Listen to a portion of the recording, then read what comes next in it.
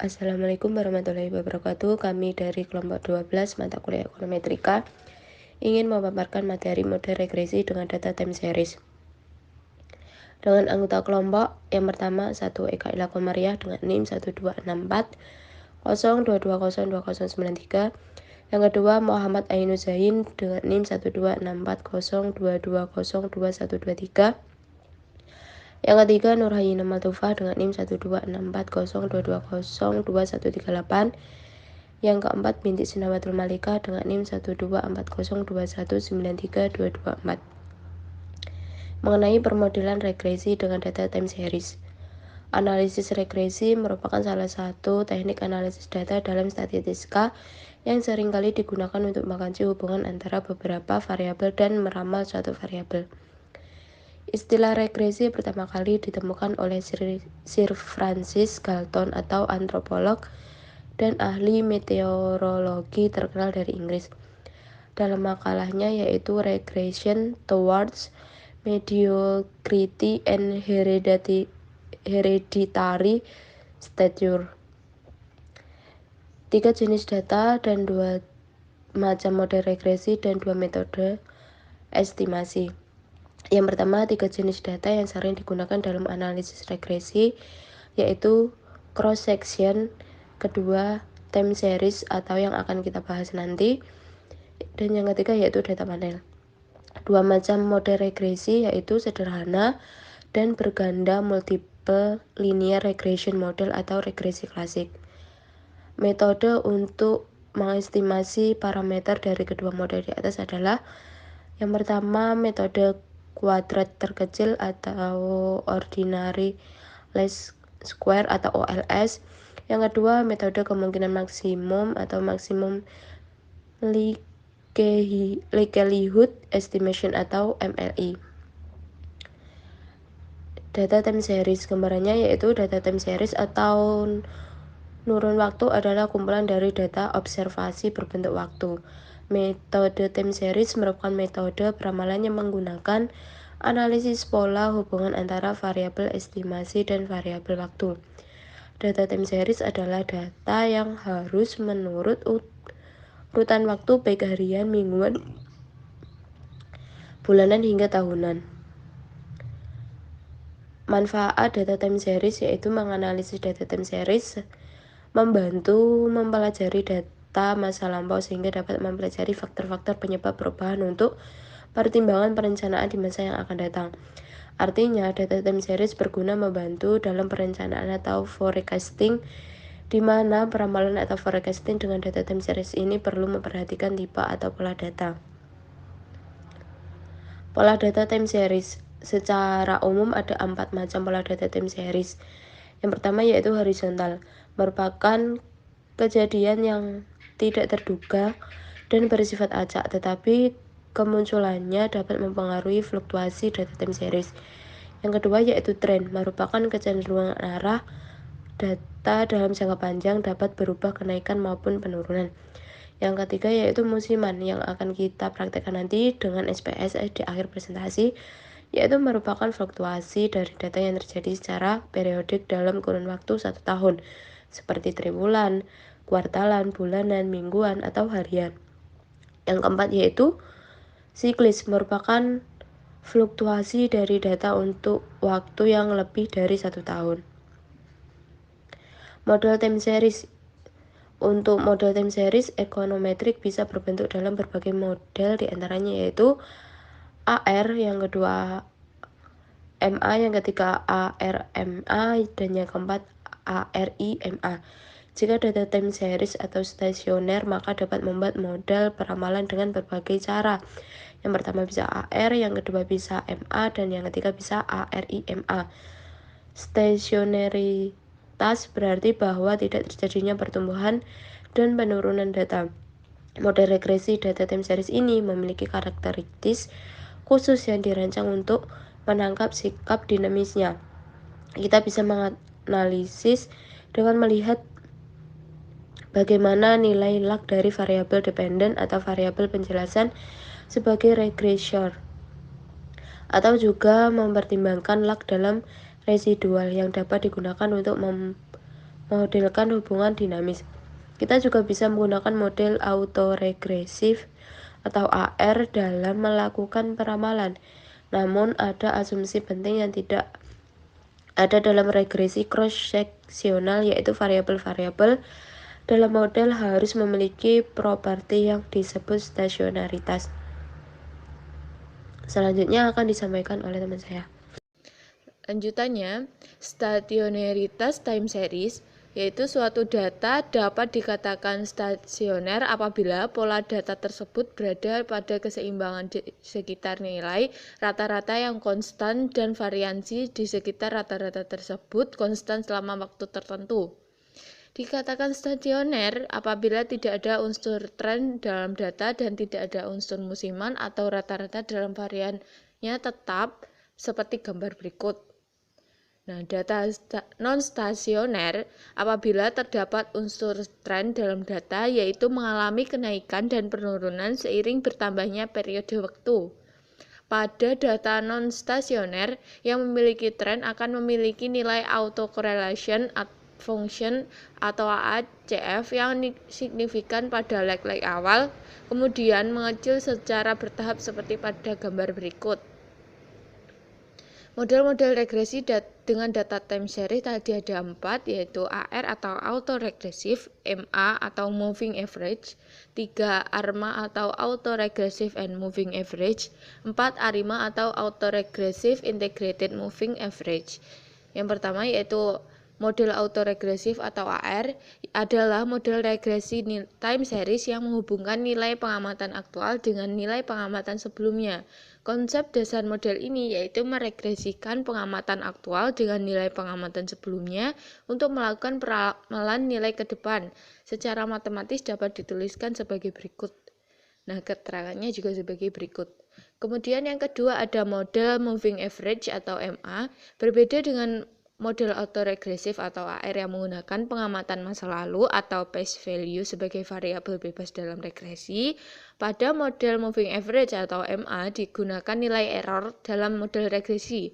Model MA mengasumsikan bahwa data sekarang dipengaruhi oleh nilai residual data sebelumnya. Nah, secara matematis dapat dituliskan sebagai berikut. Nah, keterangannya juga sebagai berikut. Yang ketiga ada proses autoregresif dan moving average atau ARMA. Model ini merupakan gabungan antara AR dan MA sehingga dinyatakan sebagai ARMA dengan bentuk umumnya sebagai berikut. Nah, untuk keterangannya juga sebagai berikut. Selanjutnya yaitu proses autoregressive integrated moving average atau ARIMA. Model time series yang kita bahas mendasarkan pada asumsi bahwa data time series adalah stasioner, di mana mean dan variance adalah konstan dan convariance adalah time invariant. Kita tahu bahwa banyak data time series ekonomi yang bersifat tidak stasioner atau integrated. Tetapi kita tahu jika data time series integrated order 1 atau 1, maka nilai difference pertama adalah 1 atau 0 adalah stasioner. Dengan cara yang sama, jika time series adalah 2, maka nilai difference kedua adalah I atau 1. Secara umum dapat dikatakan jika time series I atau D setelah di difference D kali kita mendapatkan I atau 0 atau seri. Oleh karena itu, jika melakukan difference data time series D kali untuk mendapatkan data stasioner, kemudian kita aplikasikan pada model ARMA atau PHI, maka model ini disebut Autoregressive Integrated Moving Average atau ARIMA atau PDHI, di mana P adalah jumlah autoregresif dijumlah berapa kali data harus difference agar data menjadi stasioner. Dan Hi adalah jumlah moving average. Jadi ARIMA 212 adalah time series harus di difference kali atau D1. Memiliki 2 autoregresif dan 2 moving average. Dengan demikian ARIMA PD sama dengan 0, Hi sama dengan ARIMA PHI, ARIMA P00 sama dengan AR atau P, dan ARIMA 00 Hi sama dengan MA Hi. Selanjutnya adalah metodologi box Box-Jenkins atau BJ. Dikaitkan dengan data time seri GDP, apakah data time seri ini mengikuti proses AR? Jika iya, berapa nilai P atau mengikuti proses MA? Dan jika iya, berapa nilai H?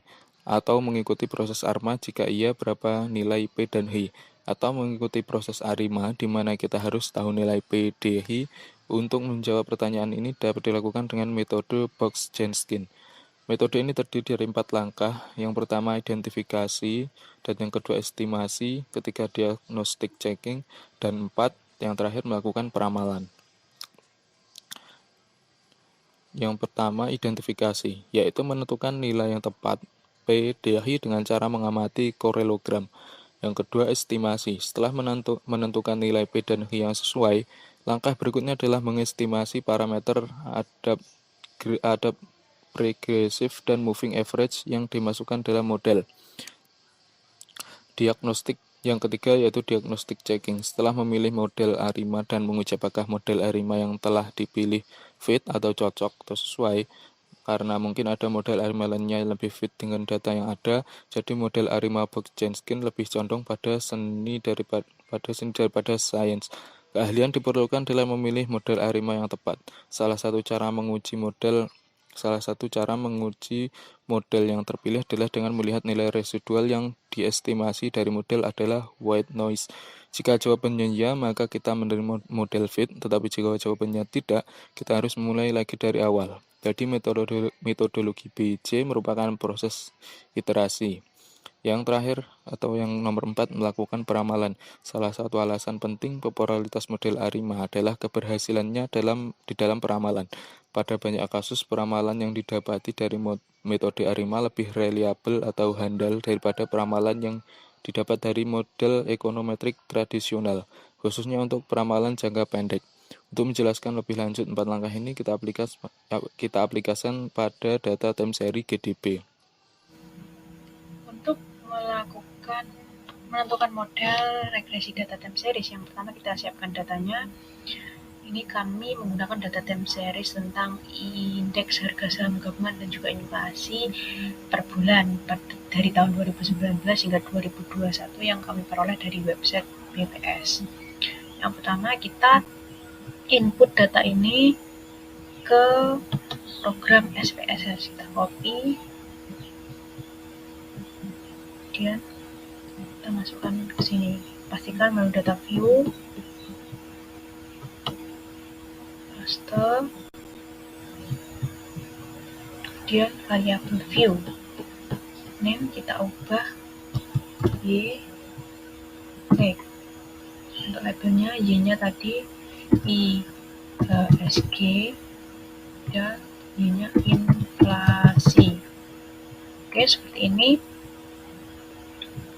Yang pertama, setelah ini kita data define date and time.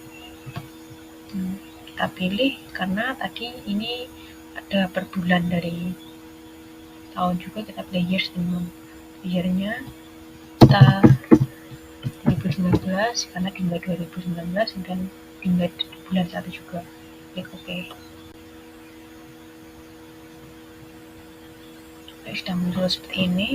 Kemudian yang pertama kita lihat apakah data ini stasioner atau tidak, karena stasioner sebagai syarat untuk menentukan model data time series. Caranya analyze, kemudian forecasting, pilih screen chart. SG kita masukkan, data format masukkan tim Excel label. Klik ini dan OK. Nah, kita lihat chartnya. Dari chart ini kita bisa lihat dari grafiknya ada cenderung tren ya. Ini dari 6.500 kemudian mengalami penurunan pada Maret 2020. Kemudian naik lagi pada 2021. Bisa dikatakan ini datanya ada tren tertentu atau tidak stasioner. Kemudian selain dengan melihat chart ini atau grafik, kita juga melihat dengan autokorelasinya. Caranya analysis forecasting, kemudian ke autocorrelation. Kita masukkan variabel IHSG, pastikan autocorrelation centang, partial juga centang, dan oke.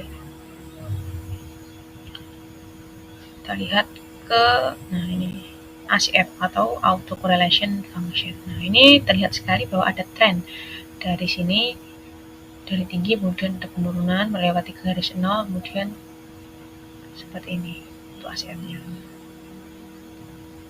Berarti ini ada tren. Nah, gimana merubah data ini agar menjadi stasioner sebagai syarat agar kita bisa membentuk atau menentukan modelnya? Caranya dengan analyze, kemudian casting.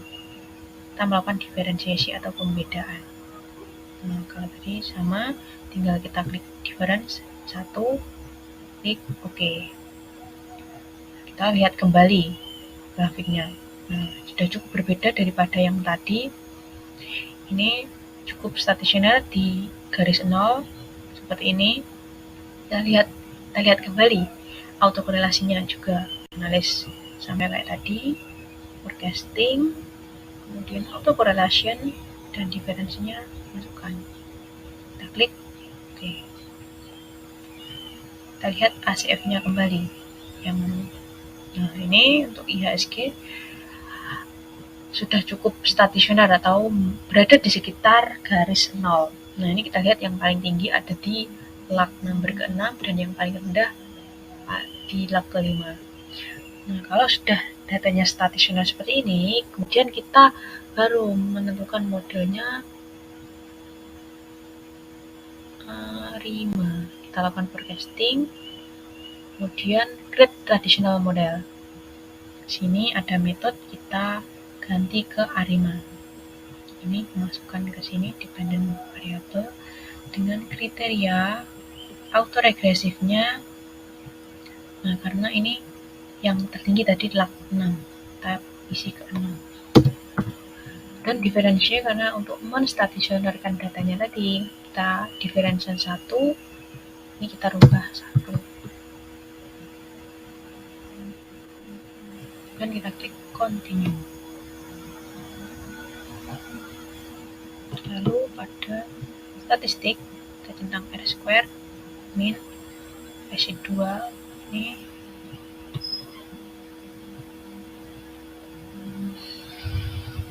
display forecast, klik OK.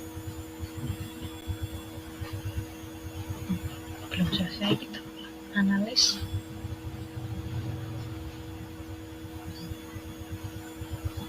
Ini untuk plots-nya kita centang fit value.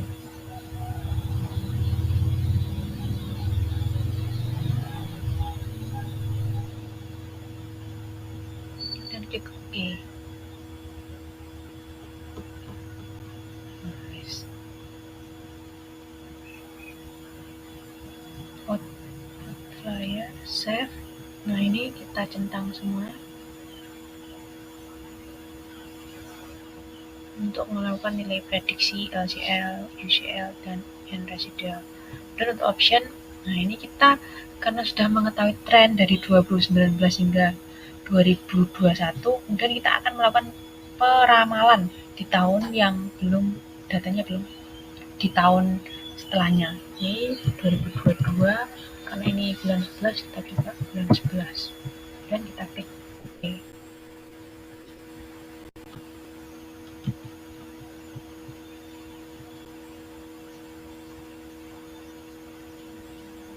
Nah, kita lihat lagnya ini, residual ACF-nya cukup stasioner di antara 0, dan residual parsial ACF-nya juga stasioner.